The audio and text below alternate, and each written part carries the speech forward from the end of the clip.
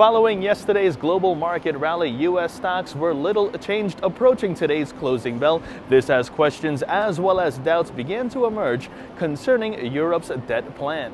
Now, after rising by more than 3% yesterday on news that European leaders have agreed on a plan to help resolve the European debt crisis, investors today appear to be more concerned with the details of that plan, which continue to be ironed out during the session, therefore continuing to raise skepticism as well as doubt on the figures. Meanwhile, in economic reports out of the United States, personal income figures rising less than expected by 0.1% for the month of September. Personal spending falling in line with expectations, rising roughly 0.6%, and October consumer confidence figures topped analyst expectations, rising to a reading of 60.9.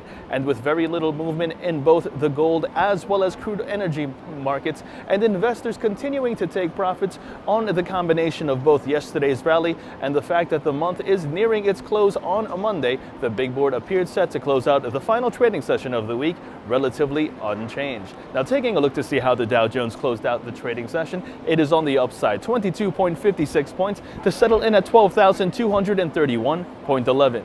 In a breakdown of today's major market movers, we first begin with shares of Whirlpool, which is the world's largest maker of household appliances, and its stock fell by more than 14% intraday. This after stating that it will cut roughly 5,000 jobs and that it will also lower its earnings targets. Meanwhile, shares of Hewlett-Packard rallying more than 3% intraday. This after the personal computer maker announced plans to keep its PC unit.